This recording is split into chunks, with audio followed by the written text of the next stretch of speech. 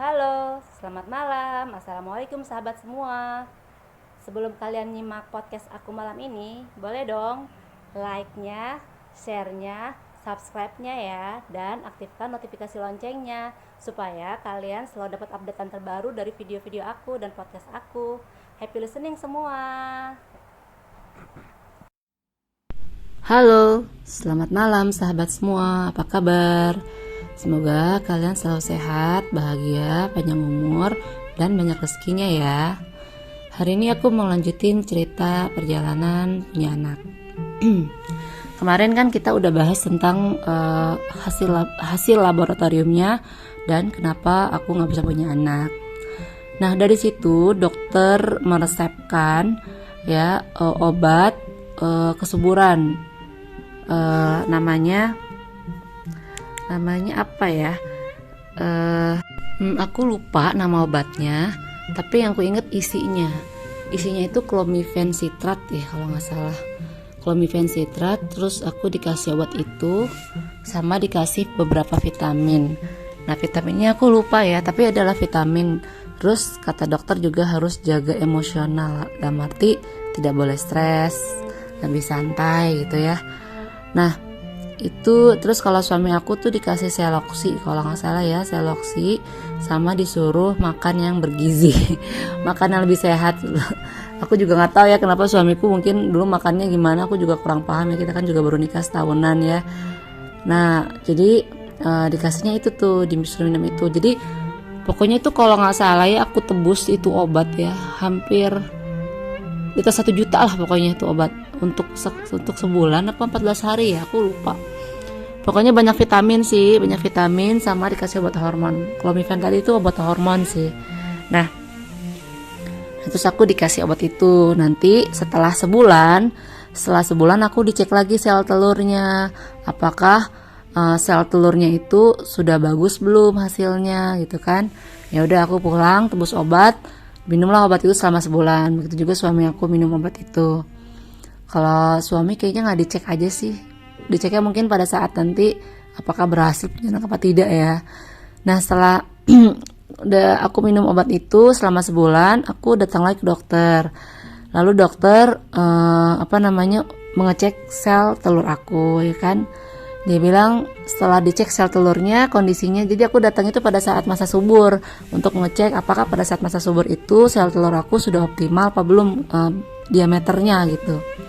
Pada saat setelah minum obat selama sebulan itu sih hasil kata dokter ada perubahan, diameternya berubah, maksudnya lebih besar daripada sebelumnya, tapi belum optimal. Jadi ya masih tetap harus ditebus lagi resepnya. Ya udah habis itu aku balik lagi, aku nebus lagi resepnya. Nah setelah sebulan kedua dicek lagi kondisi diameter sel telurnya dan ternyata kata dokter sel telurnya udah cukup bagus, dalam arti sudah bisa dibuahi, sudah sempurna maksudnya kondisinya. Memang sih pada saat itu aku minum obat dan aku juga memanage emosi aku, dalam arti tidak panikan, tidak baperan, pokoknya semua easy going gitu. Pokoknya biar kondisi hormonku seimbang dan baik-baik saja ya. Itu sih kata dokter sarannya itu. Kalau suami aku nggak diperiksa sih kondisinya sih, memang apakah kondisinya baik apa tidak nggak diperiksa sih, cuma nanti hanya sel telur aja. Nah udah akhirnya aku karena sel telur bagus, obat tetap dilanjutkan ya, aku ya ikhtiar punya anak lah sama suami aku ya. Dan karena mungkin ini juga penyebabnya kali ya, karena suami aku tuh kan tugas di Jawa Timur. Dia ada dinas di Jawa Timur selama 2 tahun. Jadi sedangkan aku di Jakarta. Jadi aku bolak-balik tuh. Jadi ketika mendekati masa subur, aku menemui suami aku di Jawa Timur. Karena kan masa subur itu nggak selalu weekend ya kan. Dia bisa hari Senin, Selasa, Rabu, Kamis, Jumat, tergantung kita menstruasinya kapan. Jadi kan dan dia mungkin agak sulit gitu untuk balik ke Jakarta kalau misalnya pas masa subur aku. Nah kalau aku minta cuti sih, sama ngomong ke atasan aku bahwa aku lagi program punya anak, jadi minta izin gitulah. Jadi ketika masa subur ya aku berusaha ke tempat suami aku. Nah itu kurang lebih berjalan sekitar 3 bulanan kali ya. Ternyata setelah 3 bulan aku ya tes packnya negatif terus, dalam arti tidak pernah positif, jadi istilahnya belum berhasil gitu ya. Dan suamiku tuh juga udah makan makanan bersehat di sana, karena kan di Jawa Timur tuh banyak seafood ya, jadi dia makan ikan lah, makan udang, pokoknya banyak lah makanan bergizi lah ya, supaya menambahkan vitalitas atau kondisi bibitnya biar lebih baik. Nah setelah 3 bulan aku tanya ke dokter, dok ini belum berhasil. Aku tanya balik ke dokter kan, oh gitu. Mungkin juga karena ini kali ya bu, kata dia, kan ibu suaminya jauh, jadi mungkin walaupun ibu datang pada saat mendekati masa subur, mungkin agak ngaruh kali ya. Tapi sebenarnya nggak masalah sih itu, mungkin emang belum dapat aja. Atau ibu mau melakukan inseminasi, kata dia. Apa tuh dok inseminasi? Inseminasi itu adalah pembuahan. Jadi dia pembuahan gitu. Biasanya inseminasi itu dilakukan dengan cara menempatkan sperma langsung ke dalam rahim pada saat terjadi pelepasan sel telur atau ovulasi menggunakan alat khusus ya. Nah gitu, jadi itu kan mungkin karena kan kata dia suami aku LDRan, dan mungkin juga sebenarnya kan sperma itu atau bibit suami itu untuk mencapai sel telur itu kan dia banyak hambatannya tuh ya, dari mulai gerbang awal gitu ya sampai sel telur itu dia banyak hambatannya, karena nanti yang akan berhasil membuat sel telur hanya biasanya cuman beberapa dari ribuan atau jutaan jumlah bibit itu ya. Oh kata bilang gitu, oh gitu ya dok. Iya, jadi kalau inseminasi ini si bibit suaminya langsung ditempatkan di rahim ibu pada saat ibu ovulasi, sehingga penyebab gagalnya pun lebih sedikit lah dibanding secara alami, karena kondisinya kan mungkin memang bibit suami aku kan pada saat itu kan kurang sehat, walaupun sudah minum vitamin ya. Kalau misalnya ibu penasaran pengen lebih cepat ya, aku disarankan untuk inseminasi buatan. Terus aku konsultasi, maksudnya aku tanyalah sama suami aku, gimana kak, mau nggak kita melakukan rangkaian inseminasi? Kalau itu nanti dia harus datang ke Jakarta untuk mendapatkan bibitnya itu, nanti akan butuh waktu untuk aku juga sampai sel telur aku tuh ovulasinya sempurna gitu.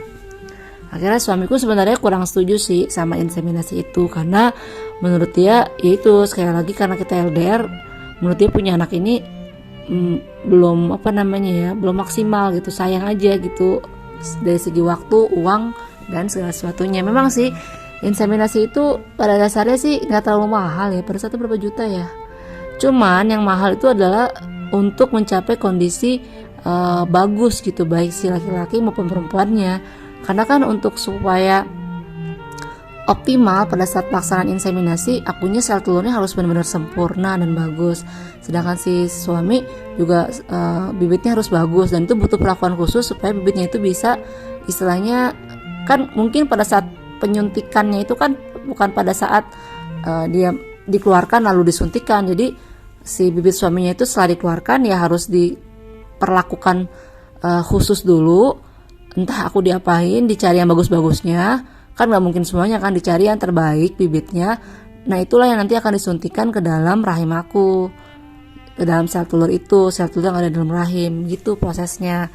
Yaudah akhirnya suamiku, yaudahlah karena aku pengen banget, yaudah akhirnya kita melakukan proses inseminasi. Nah jadi aku diberikan obat dulu, obat khusus, aku lupa nama obatnya. Terus suamiku dikasih obat khusus. Setelah itu akhirnya suamiku datang ke Jakarta, dianggap oke lah ya, udah bagus nih ya, diambil bibitnya, spermanya diambil, lalu dicek laboratorium, ternyata hasilnya udah baik, udah bagus, udah banyak, dan kondisinya tuh udah sempurna bentuknya, udah kepala sama ekornya tuh udah nyambung gitu loh, nggak banyak yang putus. Dan akhirnya dari itu ya diperlakukan dulu si bibit suaminya dia perlakuan khusus, dan itu nanti yang akan disuntikan sel telur aku. Nah sebelum penyuntikan sel telur itu aku dikasih obat apalah, aku lupa ya, yang disuntikan secara intraperitoneal kalau nggak salah ya. Jadi disuntikannya ke dalam perut langsung, jadi ada suntikan, dimasukin disuntikan sesuatu ke dalam perut aku, nanti aku suruh balik lagi berapa hari satu hari kemudian apa ya, karena pada saat itu kan jadi setelah aku menstruasi kan dicek sel telurnya kan, kata dokter, wah sel telurnya udah bagus nih, udah sempurna nih, dan bibitnya si bapak suami aku tuh maksudnya udah juga dipisahkan, yang dicari yang terbaik.